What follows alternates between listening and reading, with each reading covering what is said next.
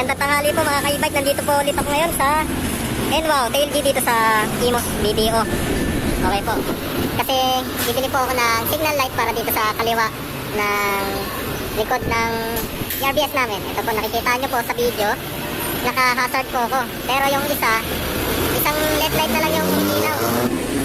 Bale ito po mga ka-e-bike, yung signal light ko sa kaliwa. Ito naman yung kanan, okay naman po. Yan. Bale, ito is accessories na po, hindi covered ng warranty po. Kahit cash namin nabili. Bale, bibili na lang po tayo ng panibago. Worth of 200 pesos. Bale, mahabang pila po dito ngayon. Ako na lang magkakabit para magamit ko rin bukas sa pagpasok sa trabaho. Okay po, namalengke muna po ako bago ako pumunta dito. Ako na lang magkakabit sa bahay. Ito po yung ilaw. Yung signal light. Set po yan, yung red light pati yung signal light.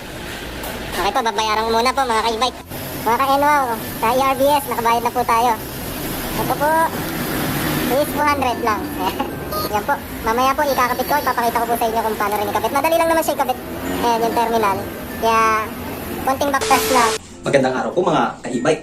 Ako nga pa pala si One Hand Biker. Bali, ang gamit naming e-bike po ay ERBS na NWOW. Ngayon, ipapakita ko po sa inyo kung paano magtanggal ng signal light at kung paano mag-install or magkabit. Bali, ito pong signal light na ito ay nabili ko rin po dito sa NWOW na 200 pesos lang. Bali, papakita ko po sa inyo kung paano ikabit ito.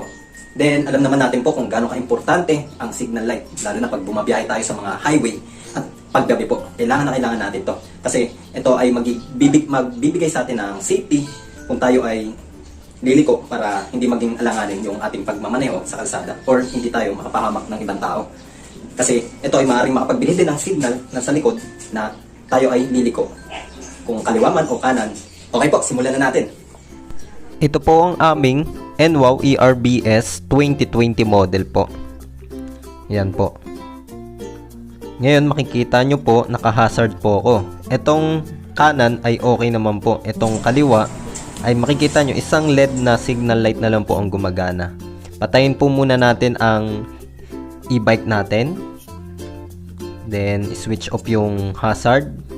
Ito po yung nabili ko po sa NWOW na bagong signal light. Bali set po siya with brake light po or tail light na tinatawag. Yan po. Bali wala po kong screwdriver. Ang gagamitin ko po dito ay susi. Pwedeng alternatibong tools po para matanggal po itong signal light po sa likod. Bali ito pong ilaw niya ay naka-attach po sa pamamagitan ng ratchet po. Bali naka-hook po siya.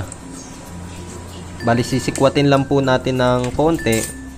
Then pwede na natin siyang mabaklas. Kahit yung one side lang yung sikwatin natin, tulad po nitong ginagawa ko po. Ayan po. Yan, natanggal na po natin. Makikita nyo rin po no na napakadaming dumi doon sa loob. Ayan po. May mga putik siya na natuyo. Kasi nalalagyan din po siya pag umuulan, pag may nadadaanan tayong baha. Yan po yung sa loob. Ito po yung terminal. Bale, pag binuksan nyo yung upuan sa kaliwang bahagi, makikita nyo po yung terminal po nung signal light sa likod. Ayan po. Madali lang po siyang tanggalin at may guide po siya. Yan po yung pinaka-guide niya. Naka-hook lang din. Then press and pull it. Hatakin nyo. Makakalas nyo na po yan. Yan po. Yan, madali lang din siya ikabit. Hindi rin tayo magkakaroon ng short circuit po dyan. Kaya hindi ko na rin tinanggal po yung plug ng battery. Ayan po, sa ilalim ng tapaludo, makikita nyo po sa overlay video. Diyan po inilulusot po. Diyan po nilulusot itong connector ng signal light po natin sa likod. Yan po, nahugot ko na po yung luma na may sira na signal light. Then, ipapalit naman po natin itong bago nating nabili. Itong bagong nabili po natin is 200 pesos po sa mga NWOW TLG branch po. Punasan ko muna po ng konti kasi pwedeng i-block niya yung pagpasok nung signal light, baka hindi po natin siya mailak. Yan po, simulan na po natin ipasok po sa loob. Yan po, mapapanood nyo rin sa overlay video kung paano po ipasok. Bali, hindi na po tayo magkakalas po dito ng gulong. Bali, abot naman po siya ng daliri. Ayan, naipasok ko na po yung connector.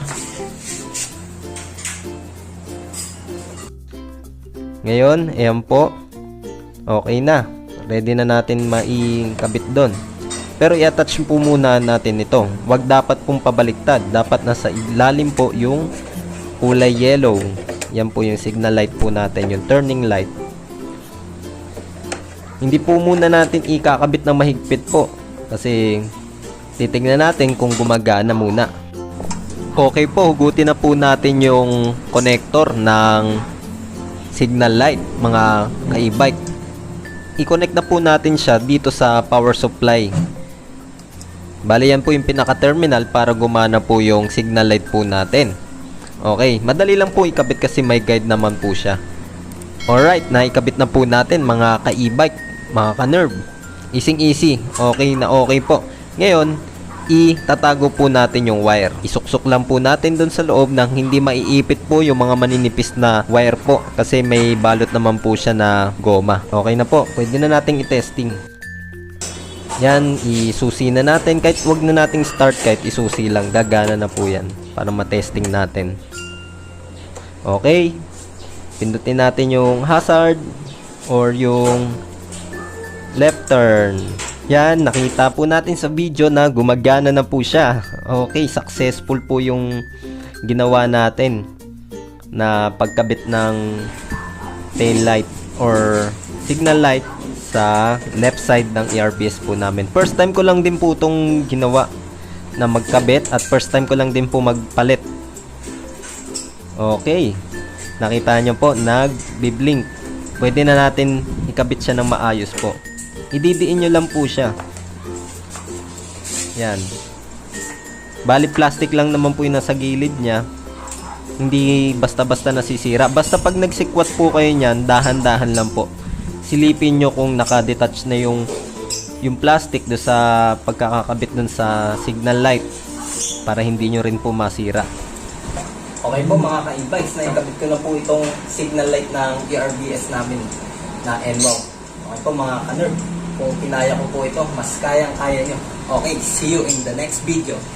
Please, don't forget to hit the like and subscribe button and notification bell para updated kayo sa mga video ko po. Maraming salamat po. Thanks for watching and see you in the next video.